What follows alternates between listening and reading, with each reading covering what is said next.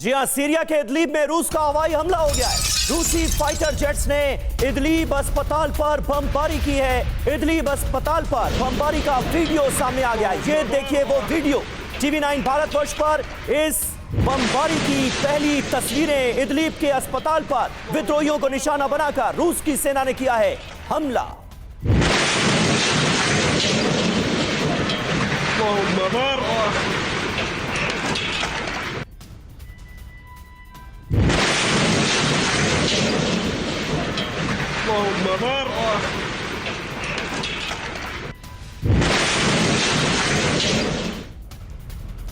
और इदलीब में हवाई हमले के बाद भारी तबाही हुई है। बमबारी के बाद तबाही की तस्वीरें सामने आई हैं। इदलीब के बाहरी इलाकों में भी फायरिंग हुई है। बाहरी इलाकों में आसमान में उठता धुआं नजर आ रहा है।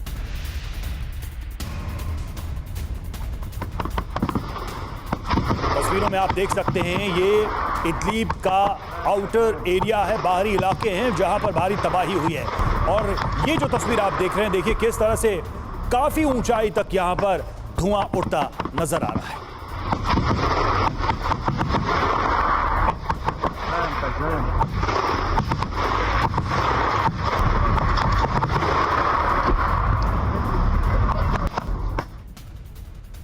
और सीरिया में हालात बद से बदतर होते हुए नजर आ रहे हैं। सीरिया के अलेप्पो में भी रूस ने हमला किया है। रूसी फाइटर जेट की विध्वंसक बमबारी हुई है। यहां पर तहरीर अल शाम के विद्रोहियों को रूस ने किया है टारगेट। धमाकों में कई विद्रोही लड़ाकों के मारे जाने का किया गया है दावा। ये देखिए तस्वीरें, तहरीर अल शाम के विद्रोही रूस के टारगेट पर हैं। यानी रूस पूरी तरह से सीरिया की बशर अल असद सरकार के साथ खड़ा है और रूस की सेना सीरिया की सेना के साथ मिलकर विद्रोहियों को कुचलने का काम कर रही है। और सीरिया के उत्तरी हमा में हमले का वीडियो सामने आया है। टैंकों पर FPV ड्रोन से अटैक किया गया है। इलाके में ज्यादातर हमले फिक्स्ड विंग ड्रोन से किए गए हैं। ये देखिए उस हमले की तस्वीर।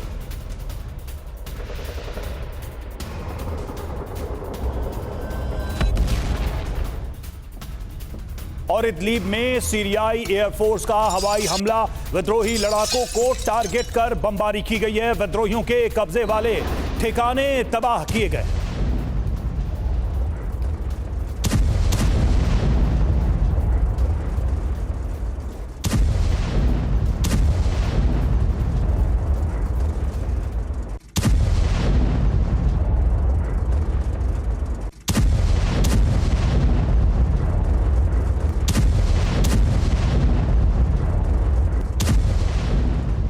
तो देखिए ये तस्वीरें ये साफ जाहिर कर रही हैं कि इस वक्त असद की सेना के लिए, सीरिया की सेना के लिए कितने मुश्किल हालात हैं। पिछले 12 घंटे में एक बार फिर ईरान और रूस की मदद से असद की सेना एक्शन में आई है। जी हां, किया जा रहा है पलटवार। उसकी डिटेल आपको देते हैं। रूसी हवाई हमलों में भारी संख्या में विद्रोही ढेर हुए हैं। विद्रोहियों की ताकत कुछ कम हुई। उत्तर पश्चिमी सीरिया में अतिरिक्त सेना तैनात की गई है। अलेप्पो जो कि विद्रोहियों के निशाने पर डे 1 से, अलेप्पो में विद्रोहियों पर हवाई हमले तेज हुए। हमा में विद्रोहियों को रोकने की कोशिश की गई। इदलीब में सीरियाई एयरफोर्स ने हवाई हमला किया है। तो कुल मिलाकर इस वक्त विद्रोही जिस तरह से आगे बढ़ रहे हैं, सीरिया के तमाम शहरों को अपनी जद में लेने की कोशिश कर रहे हैं। सीरिया की सेना और रूस की सेना मिलकर उनका जवाब देती नजर आ रही है। हमारे साथ इस वक्त कई खास मेहमान मौजूद हैं। लेफ्टिनेंट जनरल VK चतुर्वेदी हमारे साथ मौजूद हैं। AVM OP तिवारी हमारे साथ मौजूद हैं। रक्षा विशेषज्ञ के तौर पर फॉर्मर डिप्लोमेट महेश सचदेव साहब हमारे साथ स्टूडियो में मौजूद हैं। और हमारे सहयोगी सुमित चौधरी भी हमारे साथ जुड़े हुए हैं। इन सब से करेंगे बात और ताजा अपडेट आपके सामने रखेंगे।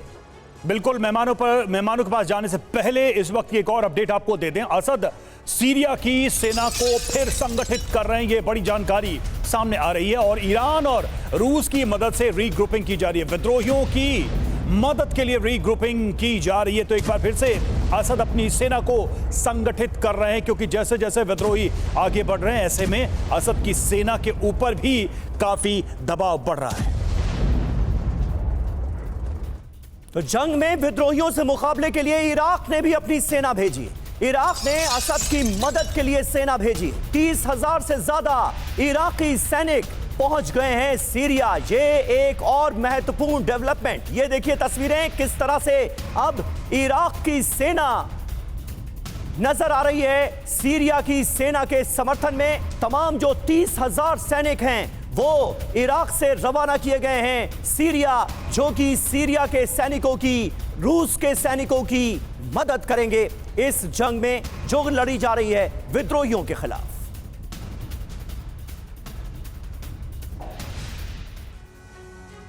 तो सीरिया की जो लड़ाई है वो किसी एक देश या दो पक्षों के बीच नहीं लग रही है। कई सारे समूह, संगठन और देश अलग अलग खेमों में बंटकर लड़ रहे हैं। एक तरफ राष्ट्रपति बशर अल असद हैं तो दूसरी तरफ एकजुट हुए विद्रोही संगठन। इसमें बशर के पास सेना है जिन्हें सबसे बड़ी मदद रूस दे रहा है, तो दूसरी तरफ विद्रोहियों को सबसे बड़ी खेप दे रहा है अमेरिका।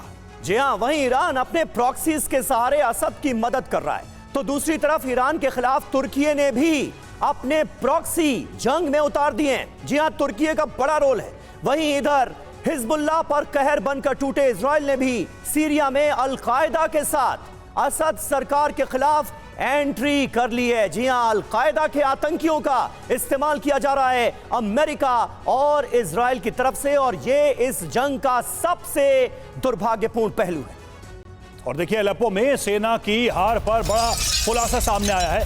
आधुनिक उपकरणों से लैस हैं विद्रोही। अलेप्पो में सेना का संचार बंद किया गया। अमेरिकी उपकरण होने का अंदेशा जताया गया, तो इसलिए बशर की सेना के सामने मजबूत नजर आए ये विद्रोही गुट, क्योंकि अमेरिकी आधुनिक हथियारों का, उपकरणों का वो इस्तेमाल कर रहे हैं और संचार को भी उन्होंने बाधित किया सीरिया की सेना के।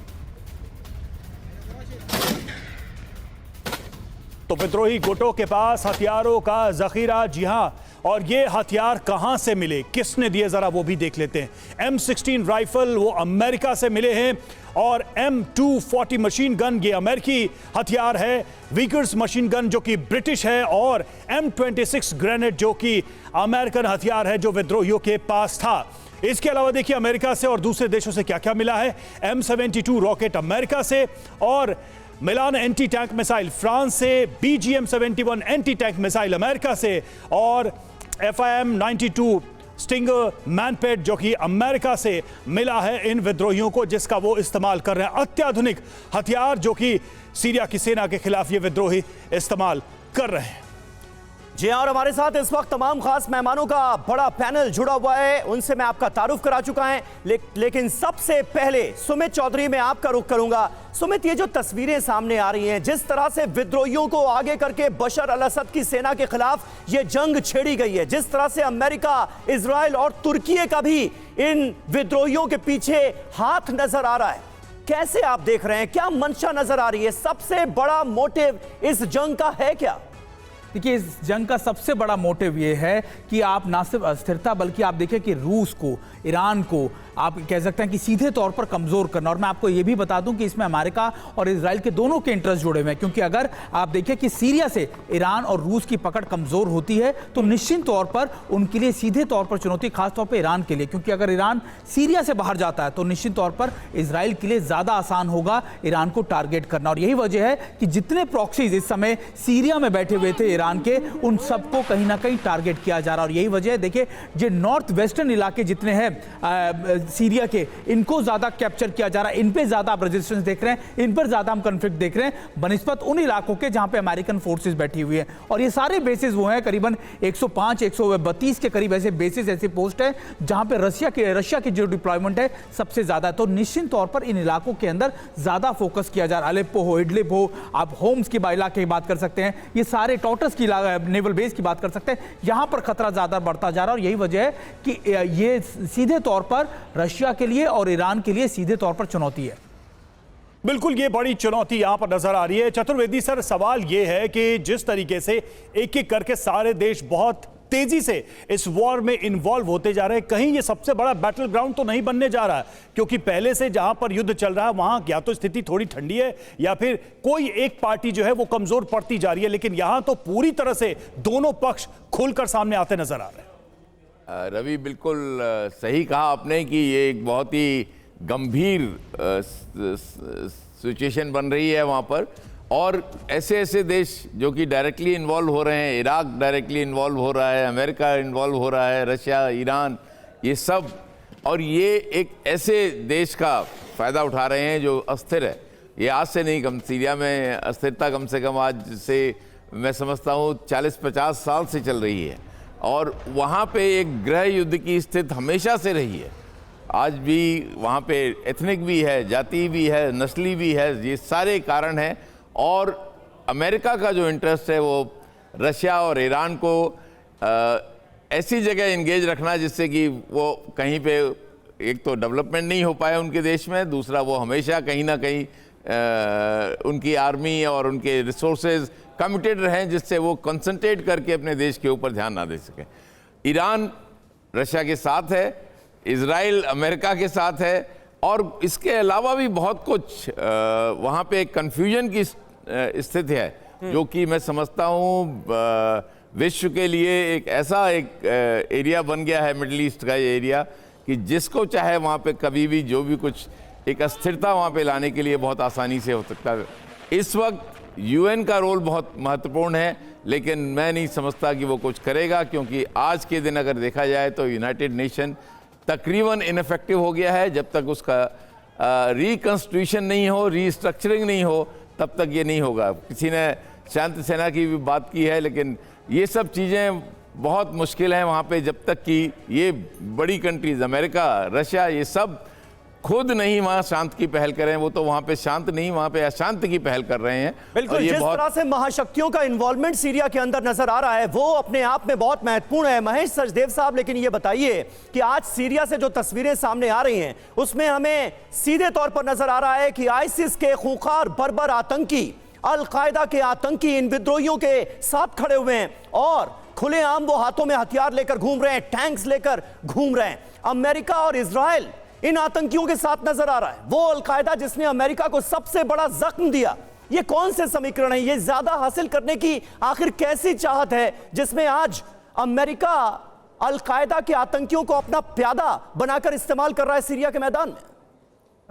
सवाल जायज़ है, और सवाल ये दिखाता है कि ये समीकरण इतने आसान नहीं हैं, सीधे साधे नहीं हैं, इनमें जटिलताएं हैं और इनमें सतत परिवर्तन होता रहता है, जिससे कि कोई भी चीज़ को एक स्थिर तरीके से देखा जाना संभव नहीं है। ये कहना होगा यहाँ पर कि तुर्की का रोल बहुत महत्वपूर्ण है। तुर्की एक सुन्नी देश है और उसने सीरिया के तकरीबन 4 मिलियन सुन्नियों को शरण दे रखी है, और 4 मिलियन के अलावा 4 मिलियन इडलिब के एक्सक्लूजन जोन में रह रहे हैं, जिनमें कि ये आपने जिक्र किया हैयत तहरीर शाम के संगठन के नेतृत्व में अलेप्पो पर, हलब जिसको अरबी में कहते हैं, उस पर कब्ज़ा किया गया है और बशार अल असद की सत्ता के ऊपर एक साया मंडराने लगा है। तो इसमें कई संगठन हैं जो कि आपस में जिनकी पटती नहीं है, जो एक दूसरे से टूटे हुए हैं और उनका आपस में संबंध खराब है। आईसिस का अल कायदा से संबंध ठीक नहीं है, और तहरीर का पहले जो अवतार था वो नुसरा, वो अल कायदा के साथ था, लेकिन वहाँ से टूट के आया है क्योंकि अल कायदा एक धर्मांध संगठन था, इनको राष्ट्रवादी संगठन बनाना था। तो नुसरा बना, और नुसरा के बाद तहरीर बना, और तहरीर के साथ भी कुछ लोग आए और गए। अगर सैनिक समीकरण की बात करें तो ये जो गुट हैं, इनका पूरा संगठन जो है तकरीबन 80,000 लड़ाकों का माना जाता है। और सीरिया की फ़ौज इस वक्त आधे मिलियन के बराबर उनके पास संगठित शक्ति है। तो लेकिन अगर सीरिया की फ़ौज में एक तरह से विद्रोह होता है तो फिर जो असद के बिल्कुल सर, अपने कुछ चीजें अलावी लोग हैं वो रह जाएंगे और बाकी जो सुन्नी फौजी हैं कुछ चीजें बहुत दिलचस्प बताई आपने कि ये जो गुट है इनके बीच का जो रिफ्ट है और एक जो ट्रेडिशनल वहां पर जो सुन्नी चरमपंथी गुट है उनकी लड़ाई ने इस पूरे ग्राउंड को तैयार किया जिसमें ये बड़ी ताकतें अपना गेम खेल रही हैं। लौटेंगे, करेंगे इस पर आगे बात। देखिए, अलेप्पो में सीरियाई विद्रोहियों का हमला हुआ है और असद सेना के टैंकों पर किया कब्जा। 2 और T-90A और T-72M टैंक पर कब्जा किया है। अल्हम्दुलिल्लाह, अल्हम्दुलिल्लाह, अल्हम्दुलिल्लाह।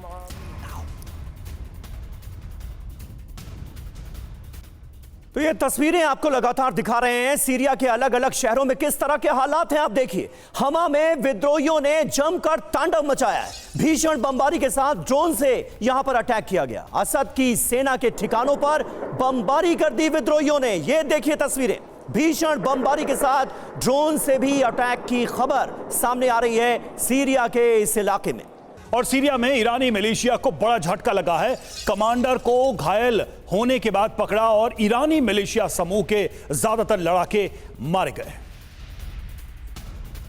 तो देखिए, खंड खंड सीरिया करने के आसार नजर आ रहे हैं और इसकी कोशिश, प्लानिंग साफ तौर पर दिख रही है। दमिश्क का किला क्या ढह जाएगा, यह है बड़ा सवाल। क्या क्या हुआ है, आइए आपको तफसील से इसकी जानकारी देते हैं। जो अब तक अपडेट TV9 भारतवर्ष के पास आई है वो है ये: 24 घंटे में 12 लोगों की मौत हुई है, 42 लोग घायल हुए हैं। यह आधिकारिक आंकड़ा है। 50 से ज्यादा सीरियाई सैनिकों की कर दी गई है निर्ममता से हत्या। सेना के अड्डे पर कब्जा कर हथियार जब्त कर लिए गए। ये इस वक्त की स्थिति है।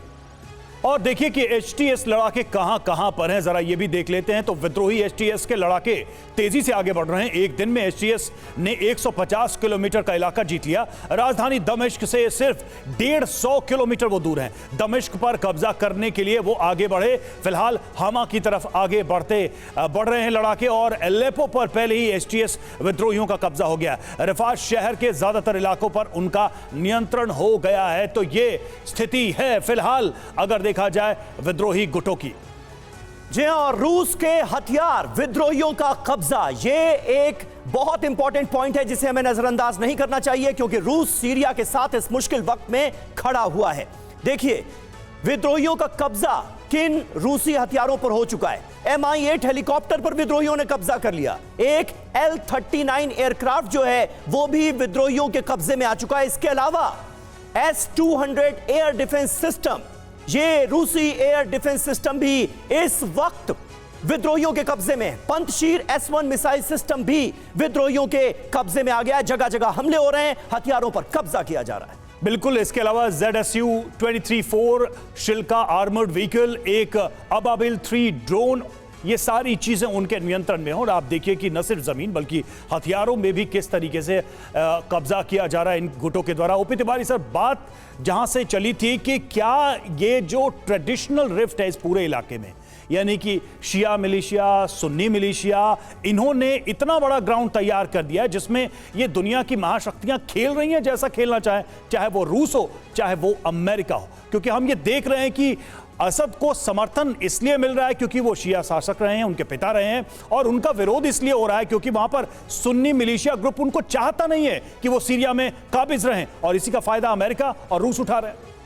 देखिए रवि, सीरिया में 2010 के बाद जितने डिफरेंट ग्रुप्स बने हैं, सीरियन डेमोक्रेटिक फोर्स ले लीजिए, सीरिया इंटरिम गवर्नमेंट ले लीजिए, इस तरीके से ISI ले लीजिए या इस्लामिक ले लीजिए, HIS ले लीजिए, इन सबों ने करीब 20 से 25% सीरिया का कब्जा कर रखा है और अपने कंट्रोल में रखा हुआ है।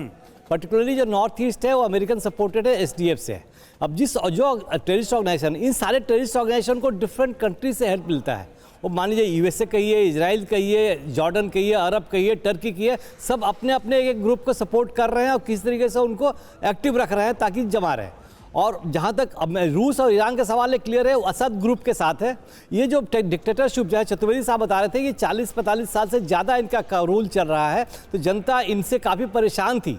तो इसका फ़ायदा उठा के डिफरेंट ऑर्गेनाइजेशंस हैं वो देश को तोड़ने में लगे हुए हैं। लेकिन अभी जो नई ऑर्गेनाइजेशन है STS, जो भी कर नई तो नहीं है, अलकायदा की है, जिसको अमेरिका ने पहले टेररिस्ट ऑर्गेनाइजेशन डिक्लेयर कर रखा था, अब उसको इनडायरेक्टली ये सपोर्ट कर रहे हैं, इवन इजराइल सपोर्ट कर रहा है। तो इसमें मैं एक चीज़ पॉइंट करना चाहूँगा, इसमें और इजराइल और अमेरिका का क्या स्टैंड है और क्या उनका इंटरेस्ट क्या है। इजराइल का तो मेन स्टेज ये है कि भाई जो हजबुल्ला था, हजबुल्ला का जो सप्लाई लाइन था ईरान से इसके सीरिया के थ्रू उनके पास मिलता था, प्लस हजबुल्ला का संबंध जो थे सीरियन गवर्नमेंट के साथ मौजूद थे, ताकि उनको कोई परेशानी नहीं होती थी। यहाँ तक अमेरिका का इंटरेस्ट है, अमेरिका में जैसे इलेक्शन के बाद से बदलाव आने वाला है, वो बदलाव आएगा तब जाकर कुछ पता चलेगा। लेकिन फिलहाल जो उन्होंने कर दिया है, अलकायदा जिसको टेररिस्ट ऑर्गेनाइजेशन डिक्लेयर किया था, अब उसको सपोर्ट करके ये सीरिया में कन्फ्यूजन पैदा करके चाहते हैं कि ईरान को हो या रशिया को कमज़ोर करें। तो इतनी टेररिस्ट ऑर्गेनाइजेशन है कि कुछ दिनों तक चलती रहेगी, कुछ दिनों के बाद ये आपस में लड़ने लगेगी कि क्या कब्जा होगा, कैसे होगा। बट फिलहाल सरकार को रशिया की और ईरान का फुल सपोर्ट चाहिए ताकि इन ऑर्गेनाइजेशन को दबा सके। पास्ट में 10 साल पहले एक बड़ा मैसेकर हुआ था, जहां पर कि रशिया के हेल्प से उसी एरिया में उन्होंने 10 से 40 हज़ार लोगों को मारा था। तो इसका प्रभाव भी लोगों को पड़ा था और ये बैकग्राउंड में अभी पड़ा हुआ है। तो इस देश में टर्की का भी इंटरेस्ट है, USA का भी इंटरेस्ट है, इजराइल का भी इंटरेस्ट है, इवन अरब का भी इंटरेस्ट है। प्लस ये तरीके से ये लड़ाई देखिए कब तक चलती है। इसमें जब तक अमेरिका अपना हाथ पीछे नहीं हटाएगा, STS का सपोर्ट पीछे नहीं हटाएगा, तब तक ये दौर चलती रहेगी। बिल्कुल, अमेरिका का निश्चित तौर पर बड़ा रोल नजर आ रहा है और जिस तरह की स्थितियां परिस्थितियां बनती नजर आ रही हैं सीरिया के अंदर, वो अपने आप में चिंताजनक है। सीरिया के तेल रिफात से भागे कुर्द लड़ाके, ये देखिए एक और अपडेट आ रही है, फायरिंग के बीच भागते दिखे हैं कई लड़ाके। इसका वीडियो भी हम आपको दिखाएंगे। ये देखिए YPG के ठिकानों पर सीरियाई सेना ने हमला किया है। तेल रिफात में STS विद्रोहियों की दरअसल एंट्री हो चुकी है और उसके बाद किस तरह के हालात हैं ये तस्वीरों में जाहिर हो रहा है।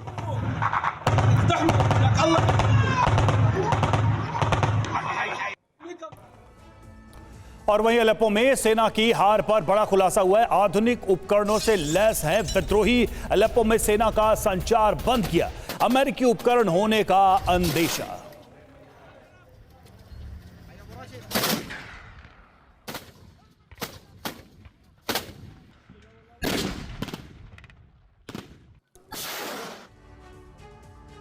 तो देखिए सीरिया में एक नई वॉर छिड़ गई है, एक नया वॉर फ्रंट खुल गया है और सीरिया के वॉर जोन में इस वक्त वो कौन कौन से इलाके हैं जो सबसे ज्यादा प्रभावित होते हुए नजर आ रहे हैं, आइए जल्दी से उन पर एक नजर डाल लेते हैं। ये है सीरिया का वॉर जोन, दियरा, दमिश्क, होम्स, हमा, देर अज़-ज़ोर, ये तमाम वो इलाके हैं जो प्रभावित होते हुए नजर आ रहे हैं। जो लाल इलाके आप देख रहे हैं, जिनको हमने कलर में रेड कर दिया है, वो इलाके हैं जहां पर इस वक्त सीरिया सरकार का कब्जा है। लेकिन इसी कब्जे को हासिल करने की लड़ाई लगातार जारी है। STS के विद्रोही अलकायदा और आइसिस जैसे खतरनाक आतंकी संगठनों के साथ आगे बढ़ते हुए नजर आ रहे हैं। बशर अल असद की सेना से लड़ाई चल रही है। रूस और ईरान सीरिया की सरकार के साथ नजर आ रहे हैं इस लड़ाई में। और जो पीला रंग आपको जिन इलाकों में नजर आ रहा है, ये कुर्द के नियंत्रण में है, जिसमें आप देखेंगे जो मनाजिब इलाका है, रक्का है, कमिशली है, वो तुर्क समर्थित विद्रोहियों के नियंत्रण में आ गया है। तो कुल मिलाकर यह स्थिति है। आफरीन, ताल अबियाद, रस अल आइन, ये इलाके भी साफ तौर पर मैप में आप देख सकते हैं।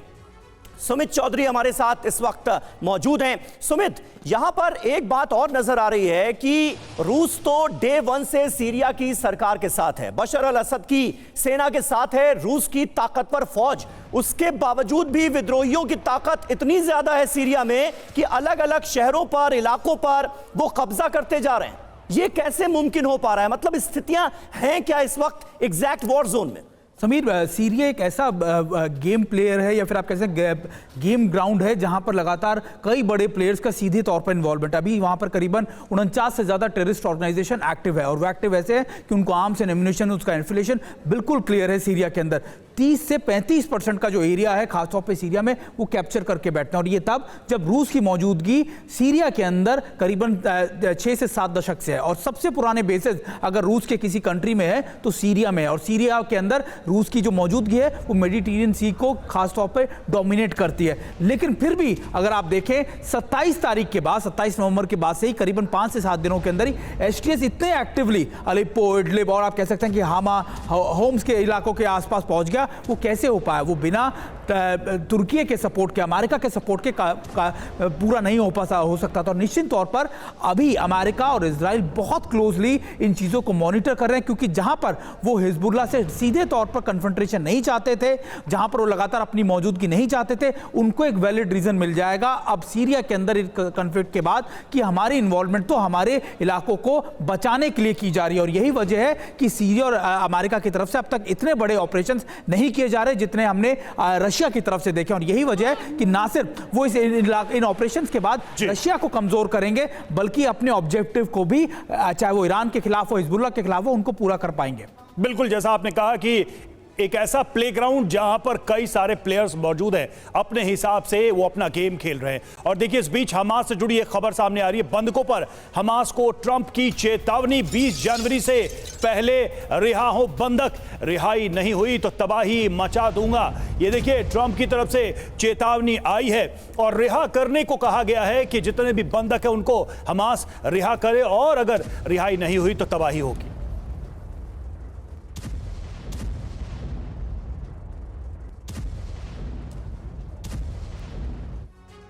तो देखिए, डोनाल्ड ट्रंप ने हमास को यहां सीधी चेतावनी दे दी है। उन्होंने 2 टूक कह दिया है कि बंधकों को रिहा किया जाए वरना तबाही मचा दूंगा। आपको बता दें कि हमास की कैद में इस वक्त भी करीब 100 बंधक हैं। कुल 251 बंधक थे, जिनमें से 150 की रिहाई का दावा इजराइल की तरफ से किया जाता है। अब ट्रंप इन्हीं बाकी बचे 100 बंधकों की रिहाई पर फोकस कर रहे हैं और हमास को दे रहे हैं चेतावनी।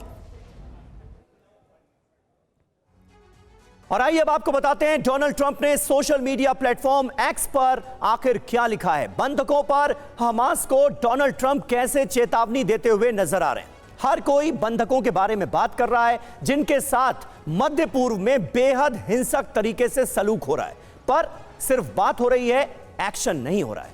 लेकिन यह सच्चाई सभी को जान लेनी चाहिए। अगर बंधकों को 20 जनवरी 2025 तक रिहा नहीं किया जाता है तो मध्य पूर्व में तबाही मच जाएगी। उन लोगों पर सख्त एक्शन लिया जाएगा जो मानवता के खिलाफ ये अत्याचार कर रहे हैं। जिन लोगों ने यह किया है उन्हें अमेरिका के इतिहास की सबसे बड़ी सजा दी जाएगी। ये बड़ी धमकी डोनाल्ड ट्रंप की तरफ से सीधे सीधे हमास के लीडर्स के लिए।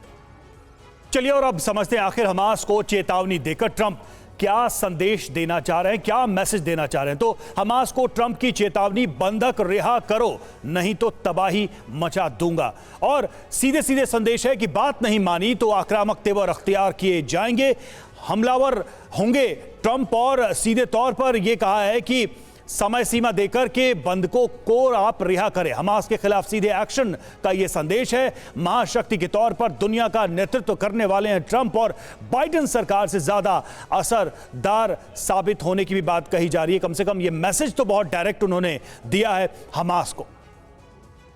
और हमारे साथ चतुर्वेदी सर भी मौजूद हैं। सर, किस तरह से आप देखेंगे डोनाल्ड ट्रंप की इस चेतावनी को? पहले भी इस तरह की उम्मीद तो जताई जा रही है कि डोनाल्ड ट्रंप के अमेरिका का राष्ट्रपति बनने के बाद दोनों ही वॉर फ्रंट्स पर, चाहे वो रूस यूक्रेन वॉर फ्रंट हो या फिर ईरान इजराइल का फ्रंट हो, बहुत कुछ बदलेगा। लेकिन हमास को यह सीधी वार्निंग डोनाल्ड ट्रंप की, बंधकों की रिहाई पर वो फोकस करते नजर आ रहे हैं। इसे आप कैसे देखते हैं? इसका कितना असर होगा? समीर, ट्रंप प्रेसिडेंट इलेक्ट हैं और अगले महीने वो औपचारिक रूप से सबसे मजबूत देश के प्रेसिडेंट बन जाएंगे। और वो एक ऐसा संदेश देना चाहते हैं हमास को, जो कि एक टेररिस्ट ऑर्गेनाइजेशन है, कि अगर आपने सही रास्ता नहीं पकड़ा तो आपको तबाह कर देंगे।